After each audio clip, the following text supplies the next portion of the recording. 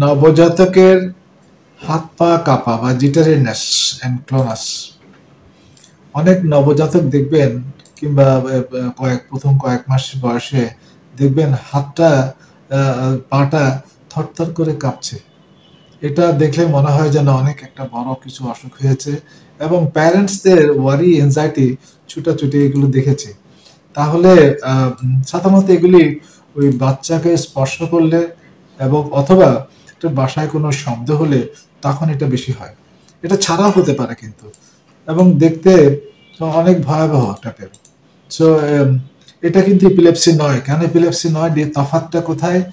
এখানে fast fast contraction হয় এবং খুব দ্রুত রিল্যাক্স হয়ে যায়। Clonic type, sustain type. এবং ক্লোনাস হচ্ছে 2 থেকে 3 বিট পার মিনিট করে থরথর করে কাঁপা, যেটা আমরা মেডিকেল ভাষায় একটুখানি দেখি, ফ্লেক্স করে ছেড়ে দিয়ে দেখি। এটা অনেক নিওনাটের নর্মাল থাকে। নিওনাটের নর্মাল থাকার কারণ হচ্ছে যে একটা ট্র্যাক্ট, কর্টিকোস্পাইনাল ট্র্যাক্ট ব্রেইন থেকে স্পাইনাল কর্ডে যে আসে, সেটা ইনজুরি যদি হয় অথবা এটা ম্যাচুরিটি থাকলে ইনফ্যান্টস নিওনাটাল হতে পারে। যদি নিওনাটাল জিটারিনেস বা ক্লোনাস একটুখানি আপনি দেখতে পাচ্ছেন, এটা কর্টিকোস্পাইনাল ট্র্যাক্টের ম্যাচুরিটির জন্য নর্মালি একটুখানি এটা হতে পারে। সেক্ষেত্রে আপনি উদ্বিগ্ন হবেন না, বিকজ আদার্স কোনো নিউরোলজিক্যাল সিমটম ওর নাই।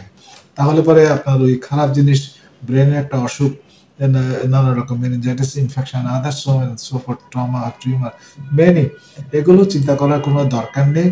আপনি এটাকে অনেক সময় আমরা দুষ্টমি করে বলি, যখন two console the parents, counselling এর মতোই, আপনি ধরে রাখেন না এর সাথে, আপনার সাথে আপনার নাতির বন্ডিংটা ভালো হবে, সারাক্ষণ ধরে বসে থাকেন, এতে করে মজা করি আর কি।